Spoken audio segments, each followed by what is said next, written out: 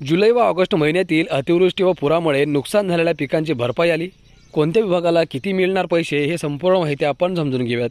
त्यामुळे शेतकरी मित्रांनो, तुम्ही आपल्या शेतकरी मित्र या यूट्यूब चॅनलला लवकरात लवकर सबस्क्राईब करून घ्या, कारण रोज तुम्हाला असेच महत्त्वपूर्ण आणि विश्वसनीय व्हिडिओ आपल्या या यूट्यूब चॅनलवरती पाहायला मिळणार आहेत।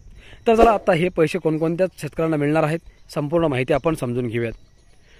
मित्रांनो, जुलै व ऑगस्ट 2025 या महिन्यात झालेल्या अतिवृष्टी व पुरामुळे बाधित झालेल्या 19,22,909 शेतकऱ्यांच्या 15,45,250.5 हेक्टरवरील शेती पिकांच्या नुकसानीपोटी 1,339,49,25,000च्या मदतीस मान्यता देण्यात आली आहे। जुलै आणि ऑगस्ट मध्ये नुकसानीची भरपाई अमरावती विभागाचा विचार केल्यास मित्रांनो, तर अमरावतीमध्ये अकोला, यवतमाळ, बुलढाणा आणि वाशिम या जिल्ह्यांतील 7,88,974 शेतकऱ्यांच्या 6,54,525.42 हेक्टरवरील नुकसानीपोटी 565,60,30,000च्या मदतीस मान्यता देण्यात आली आहे।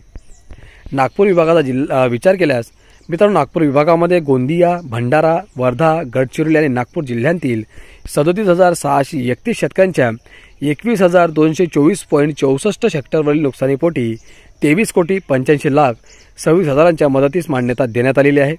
पुणे विभागाचा विचार केल्यास मित्रांनो, कोल्हापूर जिल्ह्यातील 36,559 शेतकऱ्यांच्या 8,835.15 हेक्टरवरील शेतपिकांच्या नुकसानीपोटी 14,28,52,000च्या मदतीस मान्यता देण्यात आलेली आहे।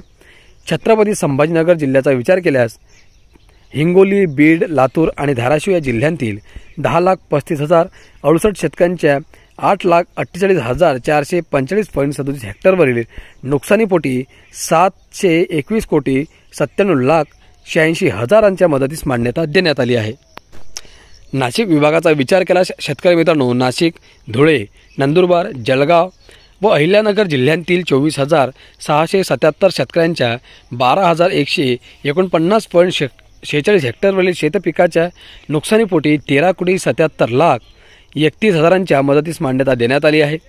नैसर्गिक आपत्तीत मृत झालेल्या व्यक्तींच्या वारसांना तसेच पशुधनाचे नुकसान झालेल्या शेतकऱ्यांना आणि घरांची पडझड झालेल्या नागरिकांना मदत थेट जिल्हा स्तरावरूनच दिली जाणार आहे। त्यामुळे शासन स्तरावर प्रस्ताव पाठविण्याची आवश्यकता राहणार नाही, त्यांना मदत त्वरित व कार्यक्षम पद्धतीने वितरित होईल, असे मकरंद जाधव पाटील, मदत व पुनर्वसन मंत्री यांनी स्पष्ट केले आहे।